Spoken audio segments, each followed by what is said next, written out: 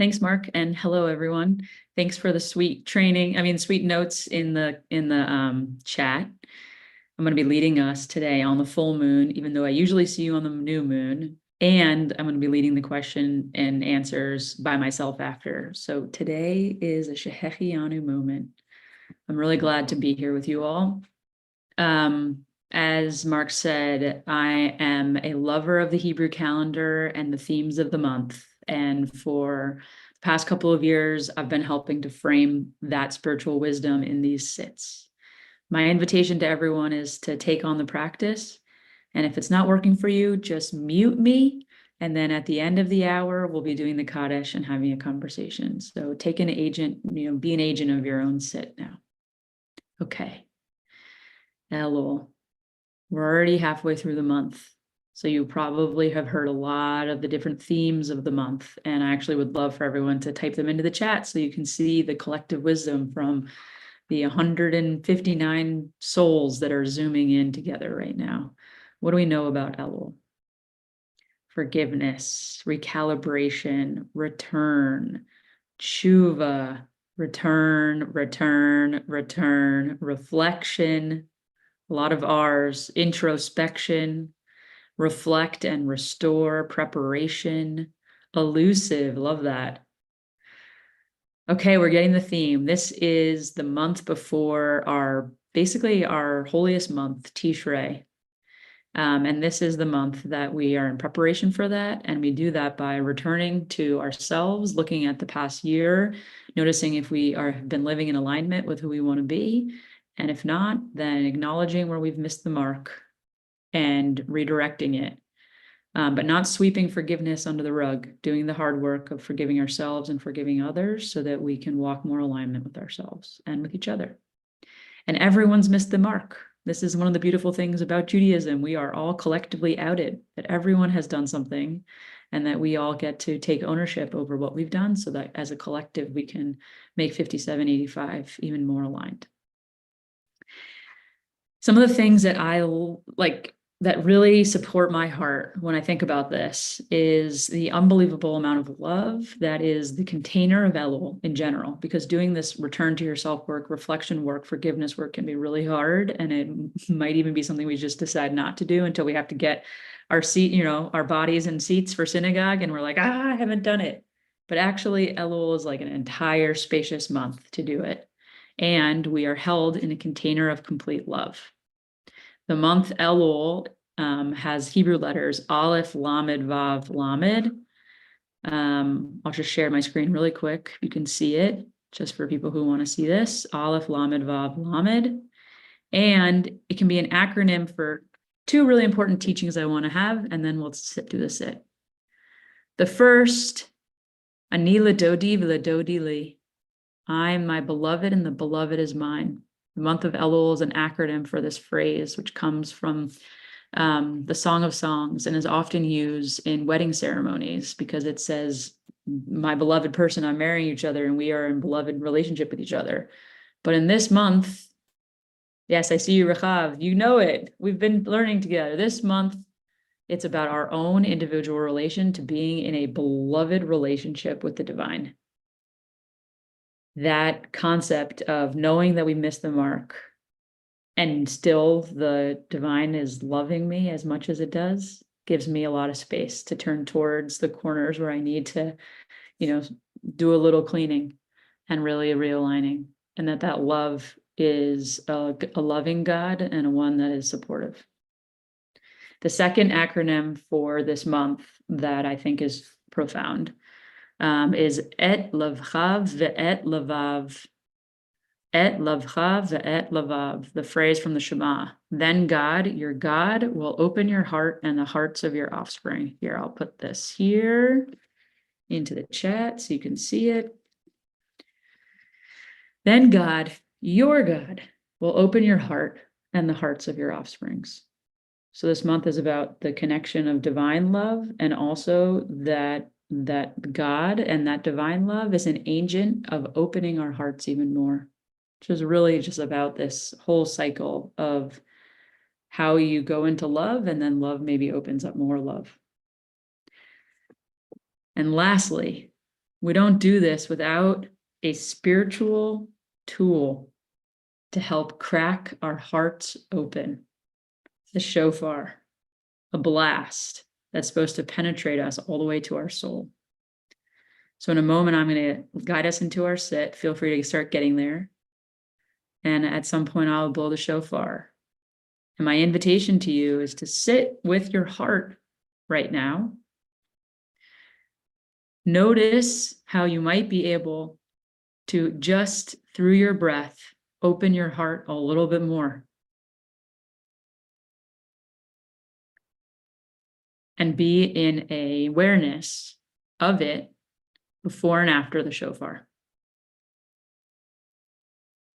A lot of talking from Mark and a lot of talking from me. So let's drop in.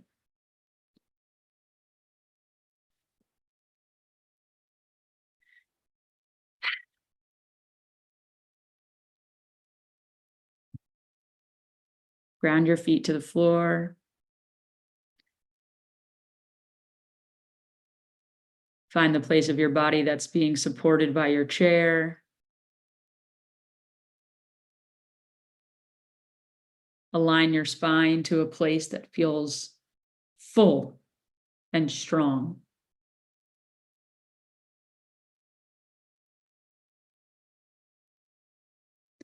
Feel free to open your mouth and just let deep exhales roll out.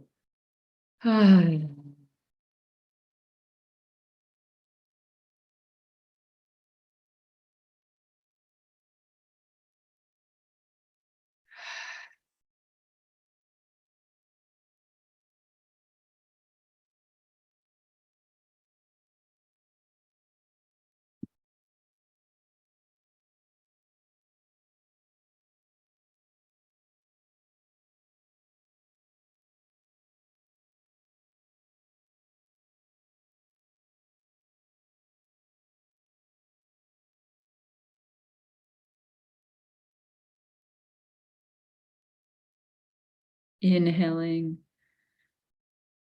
exhaling.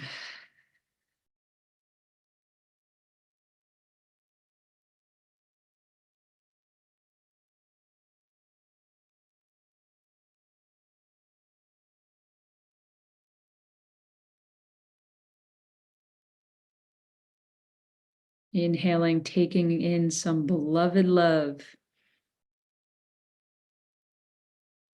Exhaling, putting some love back into the world.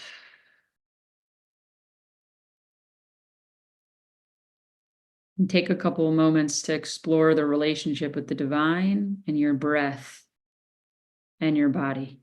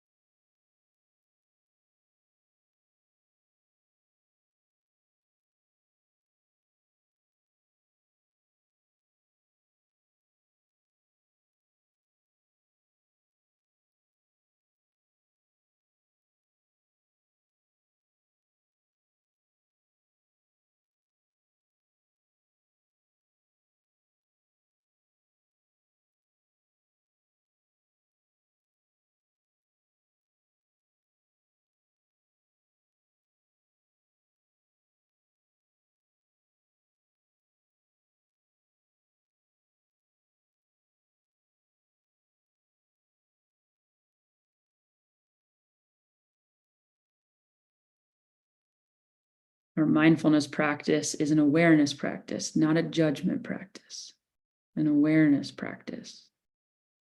Become aware of the quality of your heart.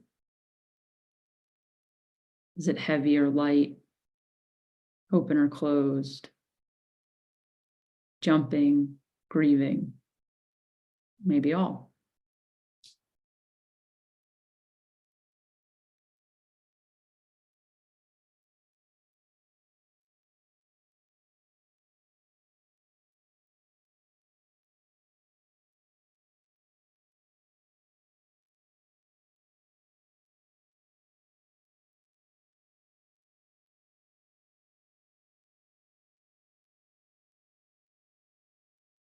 Et lavcha ve'et lavav.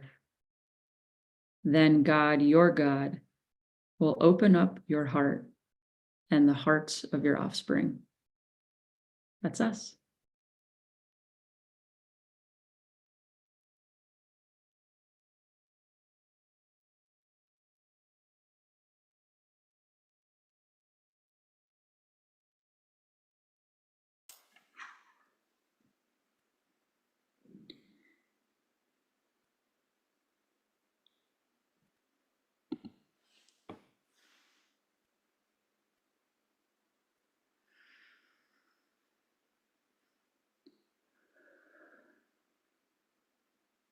In a moment, I'm going to blow our spiritual alarm clock for Elul,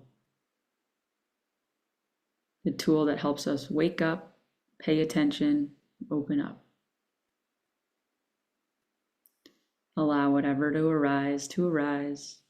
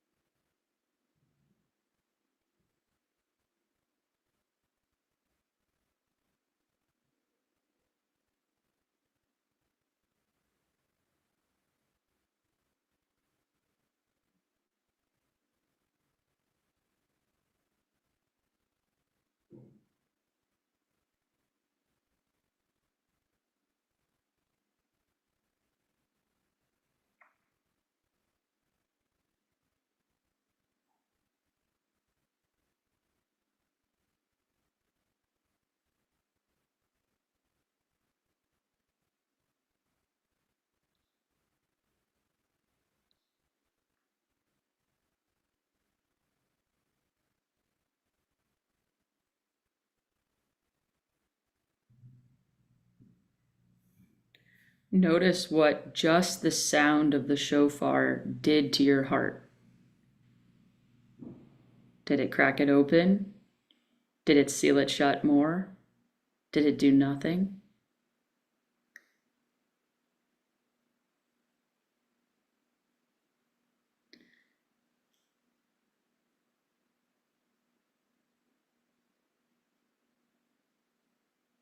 Notice what the intention of knowing that this month is about our cultivation of our divine, loving relationship with the oneness of the world. Did that crack your heart open? Did it close it up more? Did it do nothing?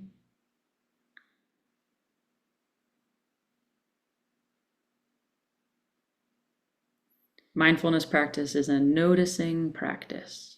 So not a judgment, just a notice.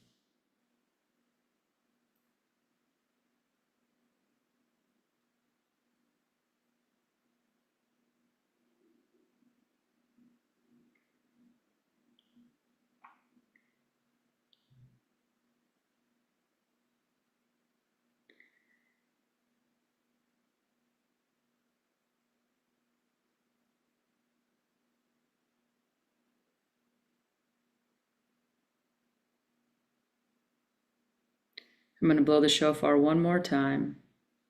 Allow yourself to be ready to hear.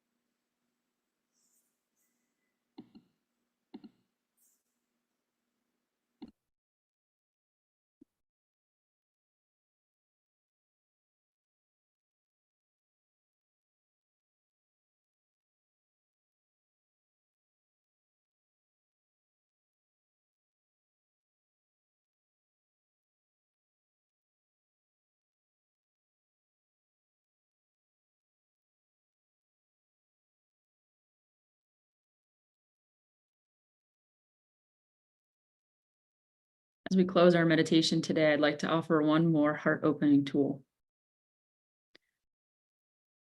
Imagine somebody in your life who you love very much and loves you very much. This person could be someone you've never met before, an ancestor, the matriarch Sarah. Imagine that person. Bring them into mind's eye.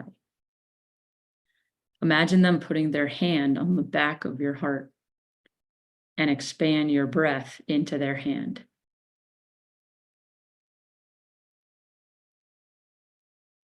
Imagine yourself being supported completely by that hand of that loving person.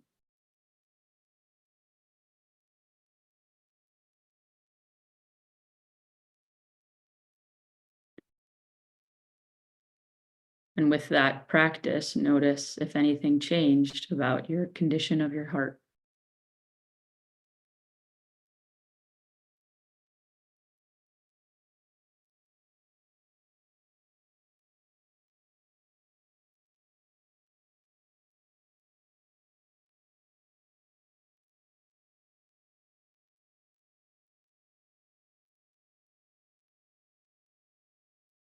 And as you are supported completely through the back of your heart, you have the ability to put forward love out into the world, emanating forward to yourself, to the 181 other people on call with us right now,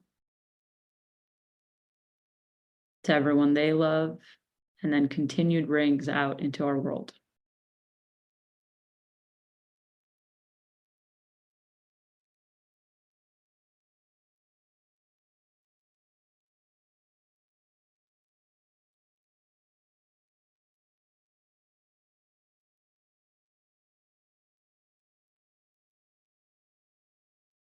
And we'll close with 3 intentional breaths together. Inhaling all the way. Exhale, sending it out. Inhaling. Exhaling, sending it out.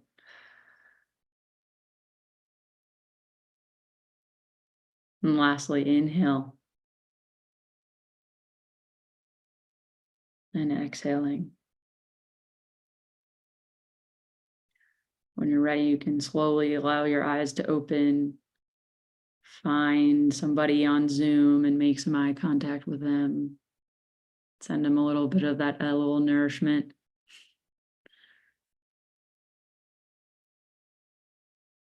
Thank you, everyone, for the sit. And in a moment, we're going to do our closing with the Mourner's Kaddish.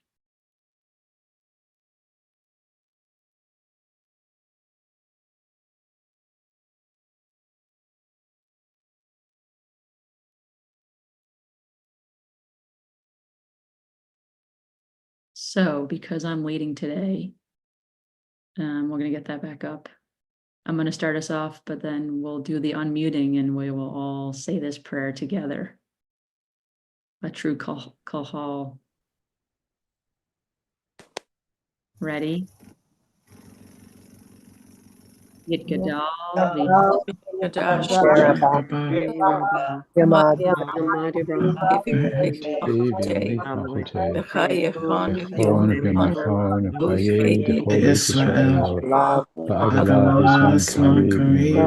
Vishman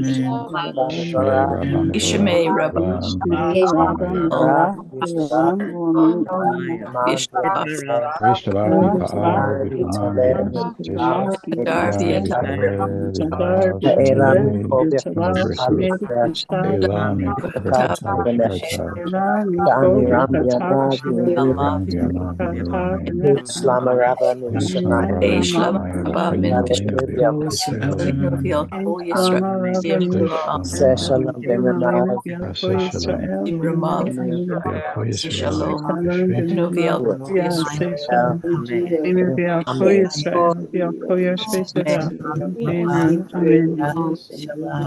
Al Kol Yisrael, Al Kol Yoshvei Tevel. That's good. All right. We can go back to Reykjavik maybe a little bit later this new year. All right. Just breathe. There's a good t-shirt. Thank you. Hello, everyone. Thank you for the sit. Happy full moon of Elul 5784. What a year. I want to invite us to our discussion here, which I always really love. And the most fun is your questions and your thoughts and your reflections. And I love keeping the chat open and making community together. So if you have a question, you can type question really in bold so I can see it because it's just me today. And my question to you all is, how did the shofar sound? Tish liked it. I can see some of you.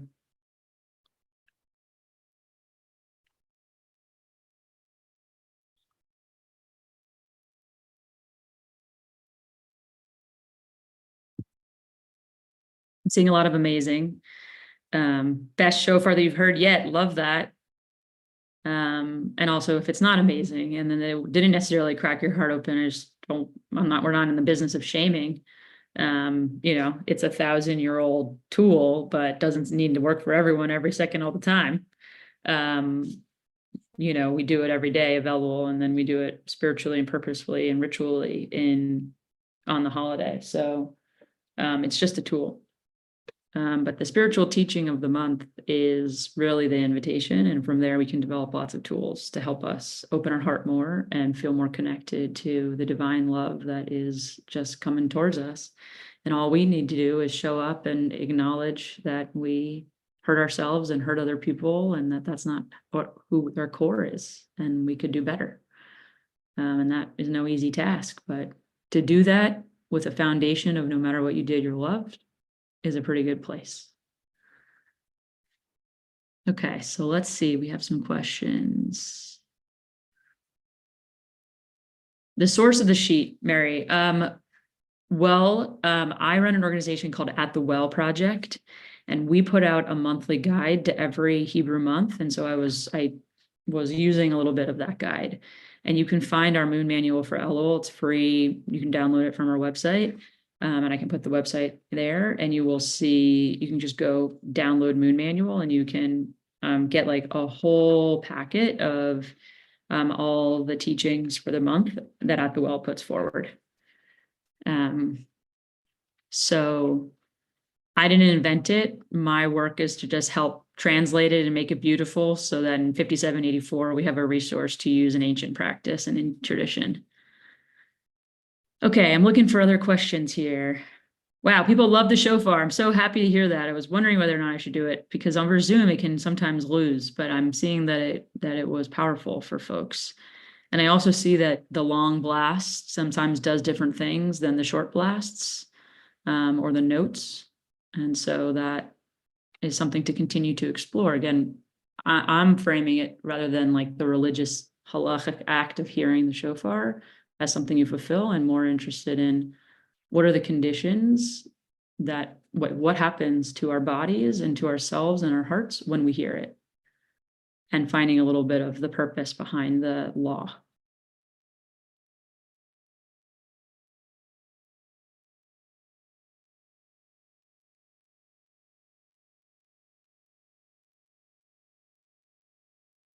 I'm not seeing other questions. I mean, I can keep talking. Okay, I see Ricky. What of brokenness that must continue to be held because the other is unwilling to talk or forgive?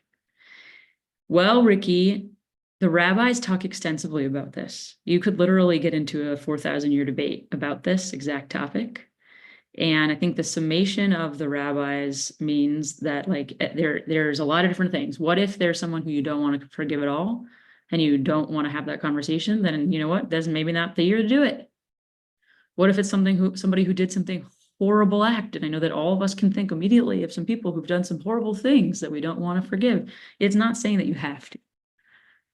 I'm talking about like more on a minor scale. Let's say you have an issue with your family member. And I know that this year we have skyrocketed reports of having family drama, family pain, family grief, family disconnection. I think the rabbis would say If it's someone that you care deeply about the relationship being, then love always, love first, and do what you need to do. And even if it isn't a conversation that you have, you can be an agent of that forgiveness on a one-way street, and that you, in doing that, can also free up space in your heart. That holding pain and holding disconnect actually takes up more real estate in our heart than love does. But that transition can be really hard. So, as a spiritual seeker, I think forgiveness is one of the best kept well-being secrets to wholeness. That once we do the hard work of that, we can free ourselves and expand more. But I'm not saying just do it willy-nilly to anybody, or that it is an easy process. So I'm not going to break down every different scenario, but I want to give you permission to explore your specific question within the text and with rabbinic counsel, that there is always something to do and something to be in relationship with, but it's not like a must that you have to like forgive every bad person on the planet. That's not what it's saying. It's more about those close acts, those interpersonal stuff. And my invitation this year is, I mean, the amount of friends that I'm in challenging relationships with, or family members as a result of everything that's happened this year, is more than any other year that I've had. And I really want to take stock on who are those people that I love no matter what, and I want to do what I need to do in order to retie those, and what are the people and places where actually that's not serving my best interest right now, and I can do my best to heal to forgive myself of my own acts that I might have done that missed the mark in those conversations, but I don't necessarily need to open it up with them. And that's for you to decide.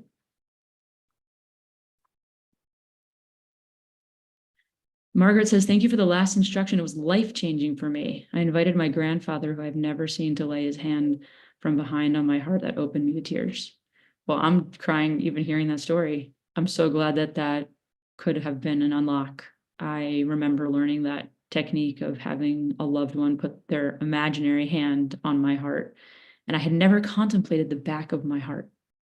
When I think about my heart, I always think of forward and giving it to others, and that maybe actually I was receiving love from the front. But then as soon as I tried doing it from my back, I was like, uh-oh, that's way easier. I can do that instantaneously. I could actually receive my grandfather's love while I'm in traffic, annoyed, by just imagining that his hand's on my back and giving me love. So play with it, see what it has, ripple it, teach it to others.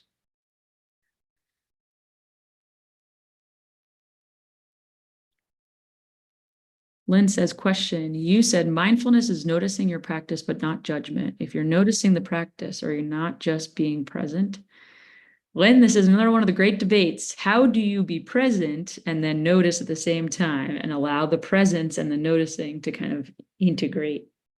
My only answer to that is practice, practice, practice. And then that concept becomes more clear. But as soon as you start thinking too much about that, just return back to your breath and just trust that being aware of the nowness is the practice. What I mean that the difference is judging is like, okay, I'm really, really present with the sound of the shofar, but I'm noticing that it's not opening my heart. And now I'm wondering why I'm not open to my heart. And now I'm wondering whether or not I'm a closed-hearted person, and whether or not this worked for other people. Why isn't it working for me? And this random meditation teacher on the Zoom is doing it, and I'm so not aligned with it. And so it must have something to do with me. That is not a mindfulness practice. That is a spiral into a judgment. So I wanted to separate those two. I'm hearing the sound of the shofar. I'm noticing that it's not doing much for me. It's not doing much for me. Oh, wow, this is going really long. What if I can relax into it? Now I found a little spaciousness in the sound. That can be an awareness practice.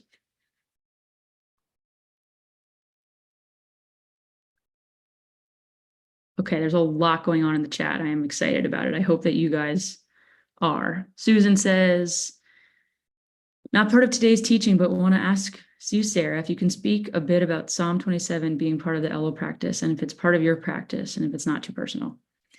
I'm not prepared to talk about Psalm 27, but I do love the idea of personal prayer.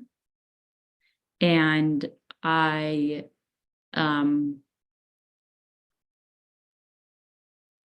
studied Psalm 27 this year, but it's not part of my personal practice.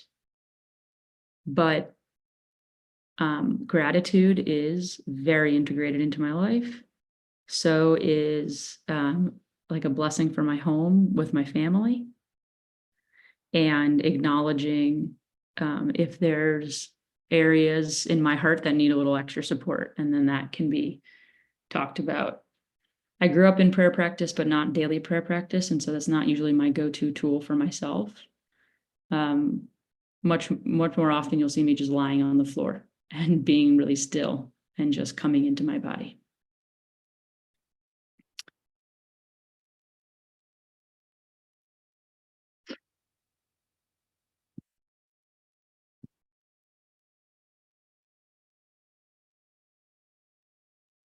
A relative is in town, and I realize I'm holding grudges for many years of perceived neglect. Wow, Susan, thank you for that. Let's just see, show of hand. Anybody else have something like that? Okay, you're not alone. That seems really, really human. A relative is in town, and I realize I'm holding grudges for many years of perceived neglect. I never thought of it as grudges, but they are. Should I tell her all so she can apologize? She probably would, but grudgingly, or should I just try to do the spiritual work and try to forgive without an apology? Susan, you're going to do what you want to do best. And also, I'm not a therapist or a rabbi. But in hearing this, I wonder about the perceived neglect, and I would get really clear with yourself about whether or not you had set expectations on that relationship that were not talked and agreed upon. And if that's the case, then that person had no idea how you wanted them to show up. And so instead of talking about the grudges, maybe just talk about the future and how you care really deeply about this person, and they add XYZ into your life. And you could imagine 5785 being richer if you created, and then fill in the blank, expectation together around your connectedness, and see what they say to that. And if they say, that sounds amazing, I felt like I wanted to be closer to you over these years, but I didn't know how, then you're like, me too.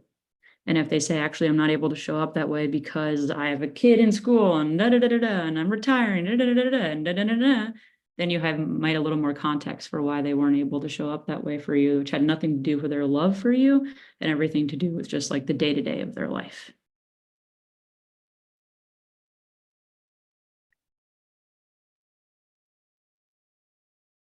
Rachav says, with the hand teaching, we can imagine more generations of hand further back and further back and further back.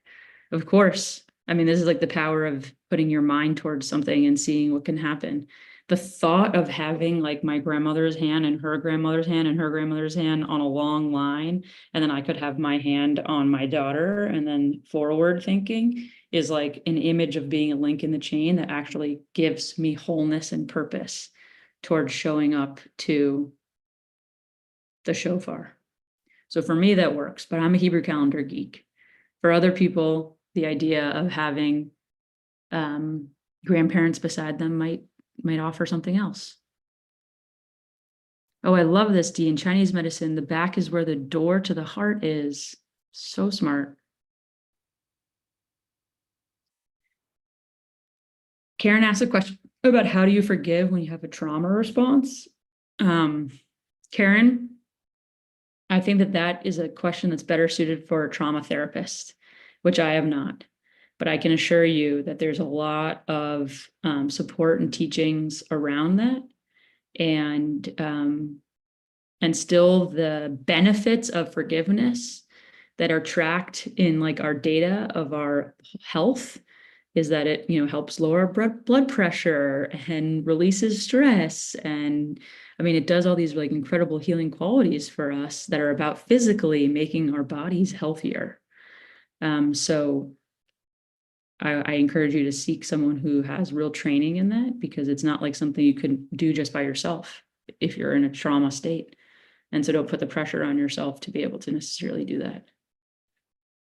What I hope that you know is that you're not alone, and that many people have had this and gone through this, and Jewish people have been doing it generationally. And it's some of my joy of bringing out the well into the world is that I hope to teach Judaism as a core of joy rather than a core of pain and fear and trauma, and having that be the anchor for what we are, because there's so much richness in the joy, and the trauma are just things that we're responding to.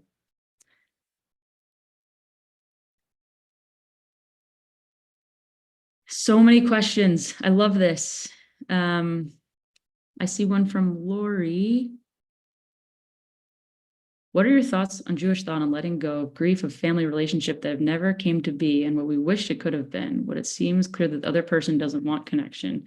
Do you keep trying? Again, I don't know if I can go into that fully, and I'm not a rabbi, but I will say that Genesis is wild, really wild. The family stories of Genesis are really should give you all a lot of comfort in what's going on in our families, because there's a lot of drama there, and perhaps some of it might be mirrored in some of your family too. And so I want to say that, like, our spiritual texts are showing us imperfect humans that are divinely loved, that have the capacity to do great things and still be agents of change and being partners to be bringing wholeness and repair to the world. And so too can our families. And I think it goes back to that clear communication and expectations with each other. And sometimes things work and sometimes they don't, and finding comfort in that. Okay, everyone. This has been so fun. I was really worried about doing this all by myself today, but I think that we did it. So thank you to you all for being there. And like I said, I am here monthly, usually on the new moon. And I am the creator of an organization called At the Well, and we support new moon Rosh Chodesh practices. And so you can find our resources online, and we also have virtual programs. And in a couple of weeks, we're actually launching our first cohort for an audience of folks that are older than 50. And because I've been hearing for years and years and years that At the Well was too focused on young people, and we really care about being an intergenerational, organization and brand. So if you're looking to do a couple months with At the Well, please join us for Sacred Intention, which you can find on our website too. And if you have questions about the Hebrew calendar and the themes of the month and some of the teachings that we're bringing up and how we might be able to do them with our friends or in our families and honor Rosh Chodesh, honor the new moon, honor the themes of the month, At the Well is a resource for you. And it would be a joy for me to help ripple it, to use it, for you to use it to help ripple more goodness into your life. So with that, thank you everyone so much. I really enjoyed being here. Thank you for this chat. I need to save this chat for the rest of my day. Really feel supported and a lot of love from all of you. And I'm sending it back to you. And as Mark said, thinking of the people who are not on this call, who have really a lot of pain and trauma going on. And hopefully our sit can be an offering of hope for the future. Happy New Year, everyone.